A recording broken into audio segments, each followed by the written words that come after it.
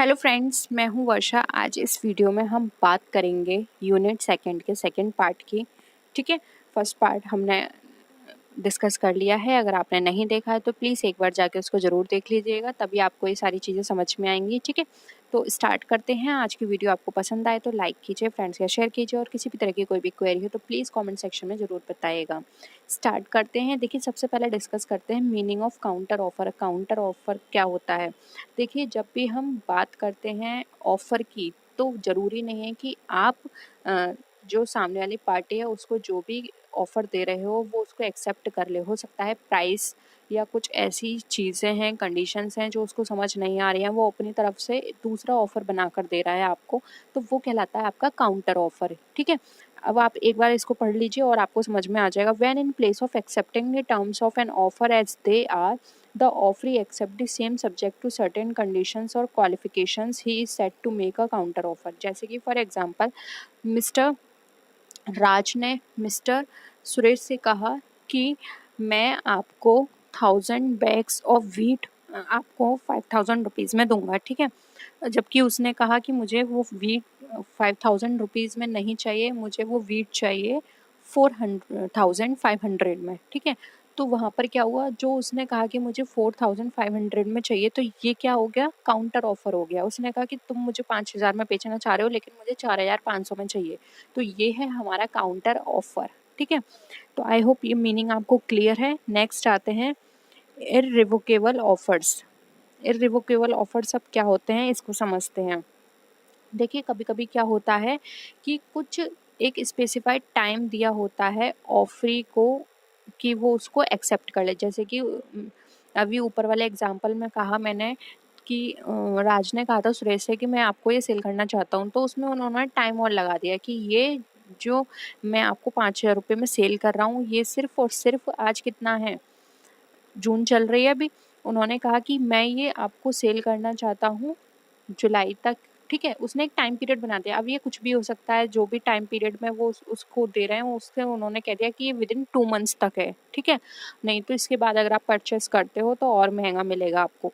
तो ये जो टाइम बना दिया उन्होंने, अगर इससे पहले वो एक्सेप्ट कर लेता है तब तो वो रिवोकेशन हो जाएगा, रिवोकेशन वहाँ पे इफेक्टिव हो जाएगा। ठीक है, और अगर वो उसको नहीं एक्सेप्ट कर पाता है तो वो आ जाता है हमारा इररिवोकेबल में। ठीक है, यानी कि यहाँ पे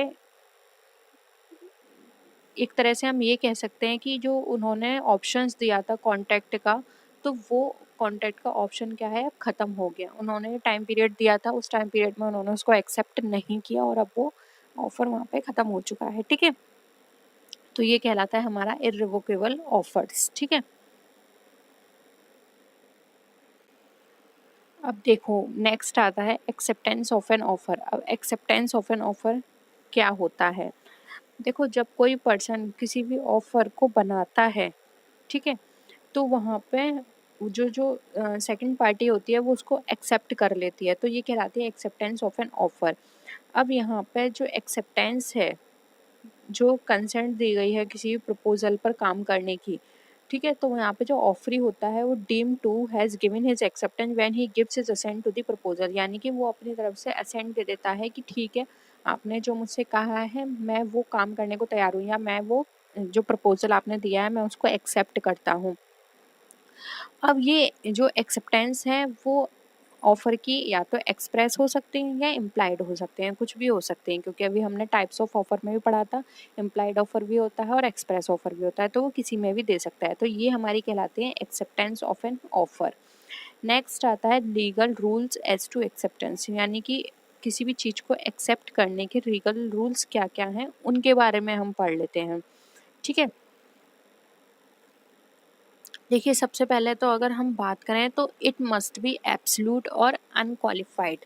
एब्सोल्यूट और अनक्वालिफाइड का मतलब यहाँ पर ये है कि जब भी कोई भी एक्सेप्टेंस देता है तो वो उस चीज़ को करने के लिए तैयार होता है without any coercion, without any binding. ठीक है, वो एब्सोल्यूट और अनक्वालिफाइड होती है, उसमें कोई भी कंडीशन नहीं होती है कि तुम्हें ये काम करना ही करना है। अब इसमें एक ये भी चीज़ हो सकती है कि आप जो भी काम कर रहे हो, जो भी ऑफर आपने दिया है, वेदर इट इज़ मटेरियल और इमटेरियल और मेजर और माइनर, अगर आपकी जो पार्टी है वो सारी चीज़ें एक्सेप्ट करने को तैयार है, ठीक है, तो वहाँ पे आपका कॉन्ट्रैक्ट बन जाएगा। लेकिन ये आप याद रखिए कि माइनर में बहुत सारे प्रॉब्लम्स होते हैं और आपका एग्रीमेंट वॉइड होता है, तो ये भी याद रखिए आपकी जो पार्टी है वो मेजर होनी चाहिए, ठीक है। ये सब चीज़ें भी आपको ध्यान रखनी है कि पार्टी आपकी मेजर होनी चाहिए, साउंड माइंड की होनी चाहिए, कॉम्पिटेंट टू कॉन्ट्रैक्ट होनी चाहिए, ठीक है। नेक्स्ट आता है it must be communicate to offeror, यानी कि जब आप उस चीज़ को एक्सेप्ट करते हैं तो वही चीज़ आपको अपने जो ऑफरर है उसको कम्युनिकेट भी करनी है, ठीक है। फॉर एग्जांपल आप अमित ने, ठीक है, अमित ने कोई भी एग्जांपल आप ले लीजिए, नाम याद नहीं आ रहा, कोई भी ले लीजिए, ठीक है, राज ले लीजिए। अमित ने राज को बोला कि मैं अपनी ये जो कार है तुमको सेल करना चाहता हूँ 2 लाख रुपए में, ठीक है, सेकेंड हैंड कार 2 लाख रुपए में सेल करना चाहता हूँ। तो वहाँ पर राज ने उसको एक्सेप्ट कर लिया, तो उसको वहाँ पर वो एक्सेप्टेंस देनी है, यानी कि प्रॉपर उसको कम्युनिकेट करनी है कि ठीक है मैं इसको एक्सेप्ट कर रहा हूँ, और साथ में उसको उसी का ही जो ऑफर है उसको रिवाइज भी करवाना है कि तुमने मुझे 2 लाख की बोला है, ठीक है, तो मैं 2 लाख में खरीद रहा हूँ। ऐसा ना हो कि आगे जाके आपके बीच में कुछ ना कुछ कम्युनिकेशन ऐसा हुआ हो जो उसने 2 लाख बोला हो लेकिन आपको 2 लाख की जगह कुछ और अमाउंट लगा हो, या फिर उसने 2 लाख बोल दिया लेकिन उसके माइंड से निकल गई, उसे लग रहा कि 2 लाख की जगह शायद मैंने 3 लाख बोला है। तो ये सब चीज़ें आपको बार बार कम्युनिकेट करनी है ऑफरर को, ठीक है, और साथ में जब आप उस चीज़ को एक्सेप्ट करते हैं तो वो एक्सेप्टेंस भी आपको उसको कम्युनिकेट करना है, ठीक है, तभी आपका ये जो कॉन्ट्रैक्ट है सही से आपका वर्क कर पाएगा और आपका कॉन्ट्रैक्ट वैलिड हो पाएगा। नेक्स्ट आता है in must be according to the mode prescribed और यूजुअल एज रीजनेबल मोड, ठीक है। इसका मतलब यहाँ पर समझिए, अगर कोई भी acceptance according to prescribed mode, usual या रीजनेबल मोड में नहीं है, तो इस तरह की जो एक्सेप्टेंस होती हैं वो यहाँ पर वॉइड हो जाती हैं, ठीक है। अब यहाँ पर अगर हम बात करें प्रेस्क्राइब्ड मोड की, तो इसका मतलब यहाँ पर ये है कि उसने कहा था कि मुझे एक्सेप्टेंस सिर्फ और सिर्फ रिटन में ही चाहिए, तो आपको रिटन में ही देनी होगी, या फिर उसने कहा था कि मुझे इस दिन तक एक्सेप्टेंस चाहिए, तो आपको वही टाइम पीरियड के अंदर उसको एक्सेप्टेंस देनी होगी, तभी आपका वो जो एग्रीमेंट है वो सही से हो पाएगा, नहीं तो वो आपका टर्मिनेट हो जाएगा, ठीक है। उसने एक एग्जांपल लेते हैं, मिस्टर ए ने ऑफर किया मिस्टर बी को, अगर आप इस ऑफर को एक्सेप्ट करते हैं तो आप मुझे एक पोस्ट कर दीजिए, ठीक है। अब वहाँ पर ये एक वैलिड हो गई, ठीक है, लेकिन ए ने इन्फॉर्म कर दिया कि मुझे पोस्ट कर दीजिए, लेकिन वो पोस्ट करना भूल गया, ठीक है। उसने क्या किया, उस पोस्ट की जगह उसको एक कॉल पे बोल दिया, लेकिन कॉल, पहली बात तो अगर आप कॉल करते हैं तो यहाँ पर ये इतना वैलिड नहीं माना जाता जितना पोस्ट होता है, क्योंकि पोस्ट में आपके पास एक अच्छे से हम बोल सकते हैं कि यहाँ पर आपके पास एक प्रूफ है कि आपने उसको पोस्ट करके वो सारी चीज़ें मेंशन कर दी। तो इस तरह की कुछ चीज़ें होती हैं जो पार्टी के बीच में होती हैं, जो पार्टी अपने अकॉर्डिंग बनाती हैं कि मुझे यही मोड में चाहिए एक्सेप्टेंस, या फिर मुझे इतने टाइम पीरियड में ही चाहिए, जिसको आपको मानना होगा। नेक्स्ट है it must be given with in a reasonable time, ठीक है। अब वो टाइम भी वो वही आ गया कि अगर कोई टाइम लिमिट स्पेसिफाई की गई है तो एक्सेप्टेंस उस टाइम पीरियड के अंदर ही होनी चाहिए। अगर कोई भी टाइम लिमिट नहीं है तो फिर कोई प्रॉब्लम नहीं है, तो वहाँ पर उनको एक रीजनेबल टाइम देना होगा, ठीक है। लेकिन अगर प्रॉपर तरीके से दिया गया है तो आपको उसी टाइम पीरियड के अंदर करना है। नेक्स्ट है it can't proceed an offer, it can not precede offer का मतलब यहाँ पर ये है कि अगर एक्सेप्टेंस प्रिसीड कर रही है ऑफर को तो ये एक वैलिड एक्सेप्टेंस नहीं है और ना ही ये कॉन्ट्रैक्ट में कन्वर्ट होगी। यानी कि अगर ऑफर जो है उसमें एक्सेप्टेंस नहीं दी गई है तो आपको पता है ऑफर के संग एक्सेप्टेंस होना ज़रूरी है, तभी कोई एग्रीमेंट हमारा कॉन्ट्रैक्ट में कन्वर्ट होता है, ठीक है। लेकिन अगर एक्सेप्टेंस ही नहीं है तो वहाँ पर हमारा जो ऑफर है वो वहाँ पर ख़त्म हो जाएगा।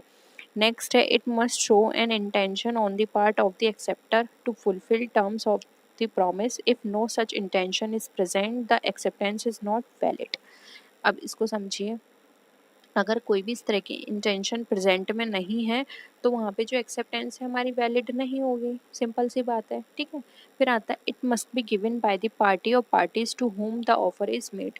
तो हमेशा जो एक्सेप्टेंस है वो हमेशा उस पार्टी को देनी है जिसने ऑफ़र बनाया है या जिसने आपको ऑफ़र दिया है। ऐसा नहीं है कि जिसने ऑफ़र दिया है आपने किसी थर्ड पर्सन को बोल दिया कि ठीक है मैं वो काम कर लूँगा या फिर उनका एक ऑफ़र एक्सेप्ट कर लूँगा। आपको उसी पर्सन को बोलना है जिसने उस ऑफ़र को आपके पास भेजा है या आपको बोला है। नेक्स्ट है, it must be given before the offer lapse और before the offer is withdrawn. यानी कि जो भी टाइम पीरियड है, अगेन वही या लिखा गया है ऑफ़र, उसके साथ ही आप पहले ही हो जानी चाहिए एक्सेप्टेंस, ठीक है। ऐसा नहीं हो कि वो जो टाइम लैप्स है या फिर जो भी टाइम पीरियड था उसके बाद आप दे रहे हो। फिर आता है हमारा, it can't be implied from silence. अब आप बिल्कुल शांत रहोगे, आपने ना रिटन में बोला, ठीक है, ना ही एक्सप्रेस किया, ना ही इम्प्लाइड किया, तो उनको कैसे पता चलेगा। साइलेंस का मतलब ये नहीं है कि आपने उसको एक्सेप्ट कर लिया, ठीक है। नेक्स्ट आता है, तो एक्सेप्टेंस का ये वाला चैप्टर तो हमारा यहीं पे फिनिश होता है। आई होप यहाँ पर आपको ये सारी चीज़ें क्लियर हो गई होंगी कि किस तरह की चीज़ें हैं और किस तरह से कम्युनिकेशन होता है। मैं आपको एक बार शॉर्ट में और बता देती हूँ कि जब भी कोई भी ऑफरर को किसी भी तरह का ऑफ़र करता है तो वो प्रॉपर तरीके से कम्युनिकेट होना चाहिए। जो भी आपकी कंडीशन है, जो भी आप टाइम्स बोल रहे हो उसको कि हाँ इस टाइम पीरियड में होना चाहिए, या फिर कई बार क्या होता है कि जो आप किसी भी प्रोडक्ट में डील कर रहे हो तो आपके कुछ स्पेसिफिक फीचर्स होते हैं जो आप चाहते हो अपने प्रोडक्ट में, तो वो भी प्रॉपर तरीके से कम्युनिकेट होनी चाहिए कि मुझे अपने प्रोडक्ट में यही कलर चाहिए, या मुझे अपने प्रोडक्ट में, आप इतने सारे फैब्रिक में डील करते हो लेकिन मुझे पर्टिकुलर यही फैब्रिक चाहिए और सब प्रोडक्ट इसी फैब्रिक में चाहिए। तो ये प्रॉपर तरीके से कम्युनिकेट होना चाहिए। अगर आपने उसको अच्छी तरह से कम्युनिकेट नहीं किया और किसी भी तरह का अगर कोई भी प्रोडक्ट उसने हो सकता है डिफरेंट फैब्रिक में आपको दे दिया, तो वहाँ पर आपको उसको लेना ही पड़ेगा। आप वहाँ पर बाद में उसको मना नहीं कर सकते हो। और कोर्ट में अगर आप ये केस लेकर भी जाते हो तो वहाँ पर आप हार जाओगे, क्योंकि ये आपकी यहाँ पे लाइबिलिटी थी कि अगर आपको पर्टिकुलर फैब्रिक में चाहिए था या पर्टिकुलर कलर में चाहिए था तो ये आपकी जिम्मेदारी थी कि आप उसको बोलो कि मुझे इस पर्टिकुलर कलर या फैब्रिक में ही चाहिए। आपने नहीं बोला तो अब यहाँ पे जो एक्सेप्टर है उसकी कोई भी लाइबिलिटी नहीं है और आपको वो प्रोडक्ट परचेस करना ही पड़ेगा, ठीक है। तो इस तरह की कुछ चीज़ें हैं जो कि हमारे कॉन्ट्रैक्ट के अंदर चलती हैं, ठीक है। तो आई होप ये सारी चीज़ें आपको क्लियर हो गई हैं। किसी भी तरह का कोई भी क्वेरी है तो नीचे कमेंट सेक्शन में आप ज़रूर बताएगा, हम नेक्स्ट वीडियो में उसको ज़रूर डिस्कस करेंगे। तो आज के लिए इतना ही। होप आपको वीडियो पसंद आया होगा। वीडियो पसंद आए तो लाइक कीजिए, फ्रेंड्स के शेयर कीजिए और किसी तरह की क्वेरी हो तो ज़रूर बताइएगा। नेक्स्ट वीडियो में मिलते हैं, तब तक के लिए टेक केयर, बाय बाय।